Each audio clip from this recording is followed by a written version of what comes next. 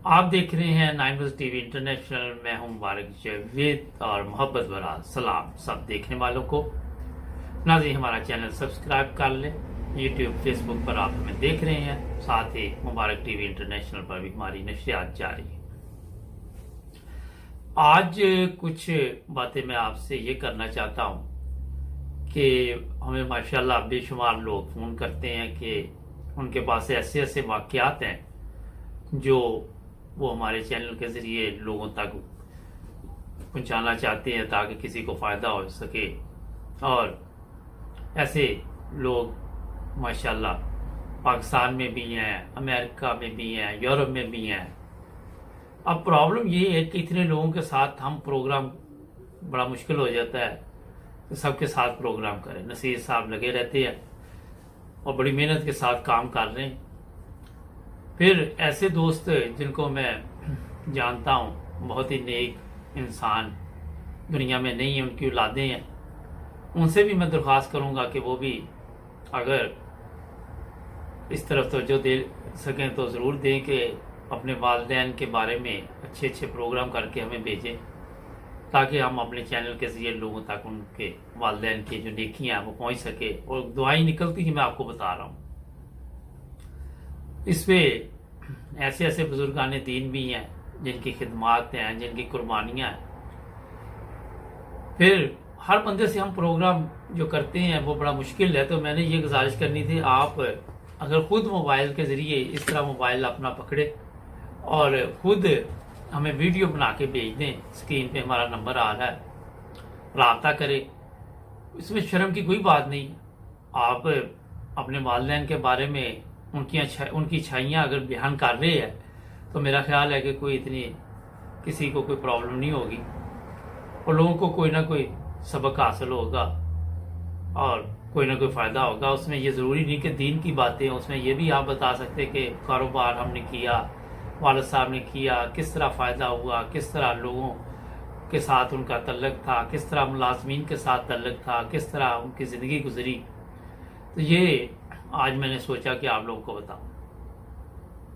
फिर ख़वातीन है वो कैमरे के सामने नहीं आती, तो वो आप वीडियो बनाती रहें, कोई चीज़ सामने रख लेने के भेजे हमें वीडियो ही, क्योंकि ऑडियो के जो भेजती है, एक इस्लामाबाद से भी ऑडियो आई थी, तो हमारे पास इतना टाइम नहीं होता कि उस ऑडियो को फिर वीडियो में तब्दील करे, और इतना वक्त नहीं होता, ना इतनी बड़ी जो टीम हमारे पास तो है, मगर उनके पास भी इतना काम है कि वो ये काम नहीं कर सकते।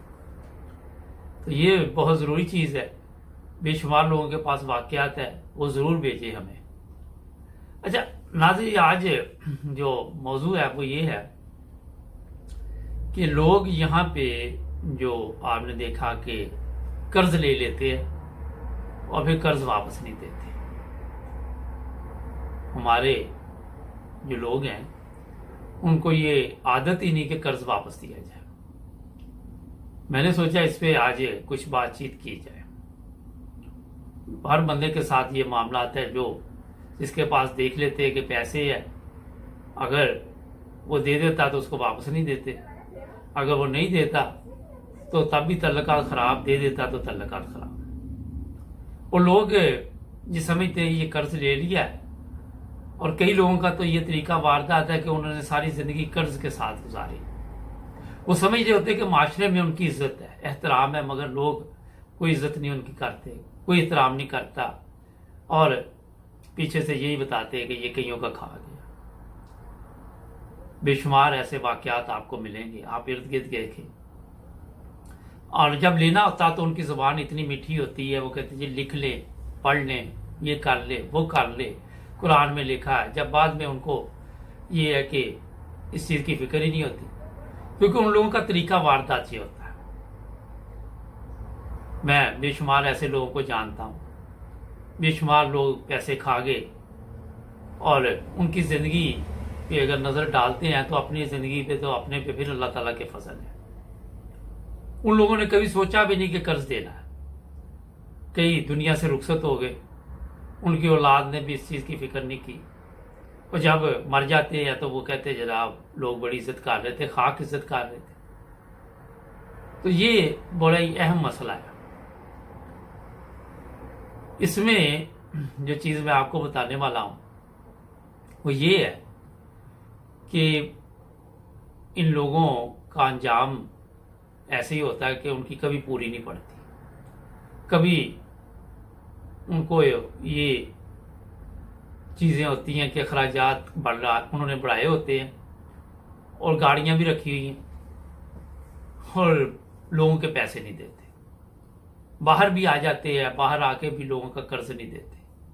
लालच होता है कि बाहर चले जाए, किसी ने हेल्प की, मदद की मुश्किल वक्त में, और इस तरह जनाब उन्होंने फ़ायदा तो उठाया, मगर जब कर्ज वापस देने की बारी आई तो वो जनाब उन्होंने कहा कि हमारा वालिद था वो मर गया, गर्क हो गया, हमारी माँ थी उसने लिया था गर्क हो गई है, तो हम अब कर्ज नहीं देंगे। मगर ये बहुत बड़ा गुनाह है। मैं आपको बताऊं, अगर वालिदैन की जायदाद में आपका हिस्सा है और लोग आप जब आपको उनकी जो छोड़ी जायदाद पे नजर होती है तो उस वक्त ये भी सोचना चाहिए कि जो उन्होंने कर्जा लोगों से लिया है वो भी आपका हक है कि आपने वो कर्जा अदा करना। और ये सोचना चाहिए कि एक वाकया ऐसा मुझे याद आ गया कि वालिदैन काफ़ी जायदाद छोड़ गए, तो वालिदैन के कुछ ऐसे मामलात थे कि वहाँ पे थोड़ा सा खर्चा, मामूली सा खर्चा, पराए नाम सदका भी दे देता बंदा उतना, तो वो भी देते वक्त तकलीफ हो रही थी। ये क्या वजह है? वजह सोचनी चाहिए कि क्यों ये हालात होते हैं। बहुत तकलीफ दे बातें हैं। जो इज्जतदार लोग होते हैं माशरे में वो कभी कर्ज नहीं लेते। सफेदपोश वो अपनी जिंदगी जो होती है वो बड़े अच्छे तरीके के साथ पर्दापोशी के साथ वो गुजारते और कोशिश करते हैं कि ये नौबत ना पहुंचे कि वो किसी के सामने हाथ फैलाएं। कई लोग मैंने जिंदगी में देखे, उन्होंने सारी जिंदगी गलत काम के साथ ही पैसा कमाया। हर काम उनका गलत था, कर्ज भी लिया, बदनाम भी हुए, जेलों में भी किए, सब कुछ किया, मगर फ्रॉड नहीं छोड़ा। दोस्तों, मैं जो चीज आज आपको बताना चाहता हूं वो ये है कि देखिए जरूरियात, एक बंदा था मस्जिद में, मैं उनके पास बैठता था, हिम्बरक की बात है, बड़े बुजुर्ग आदमी थे। उनके पास जब भी बैठना कोई काम की बात मिलनी, कोई ना कोई ऐसा वाकया सुनने को मिलना कि अच्छा भी लगना और कुछ सीखना भी। तो उन्होंने कहा कि जो बंदा लेने देने का ठीक हो वो कभी भूखा नहीं मरता। बड़ी अच्छी बात है, बस जबरदस्त बात है कि जो बंदा भी प्यार का ठीक होगा उसको हर बंदा कर्ज भी दे देता है, उसको पता है इसे मिल भी जा रहा, जरूरियात बनी हुई है, एक दूसरे के साथ कोई ना कोई काम पड़ता रहता है, मगर उसको अपने मतलब के लिए इस्तेमाल नहीं करना चाहिए। देखिए जिंदगी बड़ी मुख्तसर है। आपकी जो आप देख लें नस्ल होती है उनको भी लोग फिर अच्छी नजर से नहीं देखते, और लोग ना तो माशरे में उनकी इज्जत करते हैं, दूसरों को ही बताते हैं। और जब ये रिश्ते वगैरह तय करते हैं तो ये इसी तरह के लोगों में रिश्ते होते हैं, जो तरीका वारदात इनका होता है वो ही दूसरी पार्टी का होता है, वहीं इनका रिश्ता होगा बच्चों के जब ये रिश्ते करते हैं। मैं जानता हूं एक करीबी थे जानने वाले हमारे, तो वो भी सारी जिंदगी कर्ज के साथ गुजारी, और जो इधर उन्होंने रिश्ते किए वो भी कर्ज के सिलसिले में जेल में बैठा हुआ था। वो भी फ्रॉड, ये भी फ्रॉड, वो भी फ्रॉड। उसने लोगों से जमीनों के पैसे पूसे लिए, रजिस्ट्रियां दस्त करवा दी, और फिर लोगों ने जब इसरार किया कि भी ये क्या हुआ, फिर पुलिस केस बने, गलत चेक दे दिए, 2 नंबर चेक दस्तखत करके दे दिए, कैश करवा ले, तो वो कैश नहीं हुए, और वो जनाब अली फिर आपको पता है पाकिस्तान में मेरा हाल वो पकड़ लेते हैं, साल 2 साल 3 साल पता नहीं कितनी जेल है, जमानते, वो जेल में बैठा रहा, जेल में मर खप गया, सड़ गया, खत्म हो गया। पैसा किधर गया? पैसा जहाँ छुपाया था, जिस औलाद के लिए छोड़ गया, वो भी हराम के कामों में पड़ गए।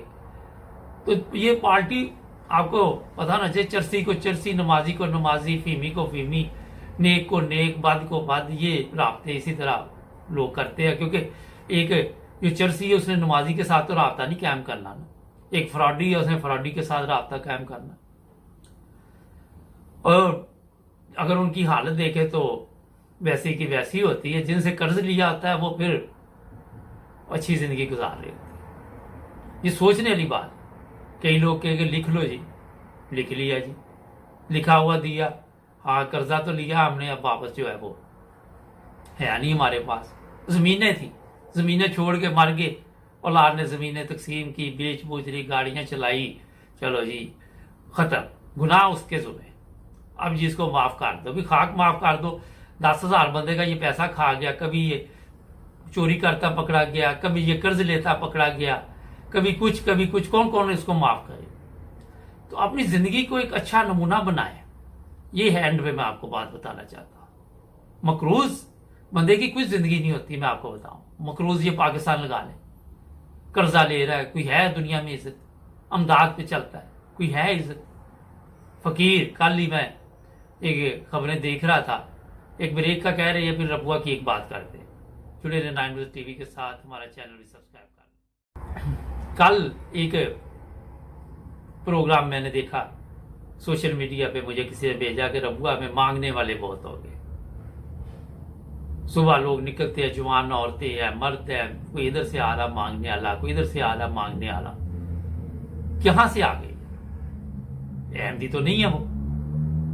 एक तरफ ये कहते हैं जनाब कि अहमदियों से पैसा लेना वो जायज नहीं है, दूसरी तरफ ये बड़े बड़े ठेकेदार पीछे बैठे हुए, उनका तरीका वारदात यही है कि वो वहां लोगों को बैठा देते, कोई चौक खाली नहीं कहते, हर जगह पे आपको मांगने वाला मिलेगा। मैंने एक दिन पहले शायद बताया था कि दारुल में मैं किसी के अपने भाई के घर गया हुआ था, तो बाहर निकला तो एक मांगने वाला लड़का था, उम्र होगी 14 साल 15 साल। मैंने उसको पूछा कि आप स्कूल नहीं जाते, ये मांग रहे हो, क्या ये तरीका कार, कहां से आए? कहने लगा चिन्योट से आया। मैं चिन्योट से कैसे आ गए? कहता पैदल। मैं वो कैसे? कहता दरिया क्रॉस करके, पानी नहीं था। तो मैंने कहा चिन्योट क्यों नहीं मांगा? कहता वहां नहीं देते। मैं कहा ये क्या बात हुई? वहां तो कहते कि हम ज्यादा अच्छे मुसलमान हैं, फकीरों का बहुत ख्याल रखते, तो रबुआ तो क्यों आ गया मांगने के लिए? तो मकसद ये था कि ये लोग दूसरे शहरों से आते हैं रबुआ, तो वहां आके मांगते हैं और ठीक ठाक पैसे बनाते हैं। अगर आप ये रेलवे रोड जहाँ पे वो गोदाम है उसके पास चले जाए तो इनकी अपने वो जुगियां मुगियां वहां पे ये डेरे लगा के बैठे हुए थे। 4 साल पहले, पता नहीं अब वहां है कि नहीं है, जब मैं गया था। तो वहां से निकलते हैं, बस मांगना शुरू कर देते हैं। और पाकिस्तान में मांगने वाले इतनी है, समझ नहीं आती कि एक तरफ कह रहे पाकिस्तान तरक्की कर रहा है। अच्छा, अब वो फकीर मांग रहे हैं और ये जो कर्ज लेते हैं इनका भी तरीका वारदात यही है।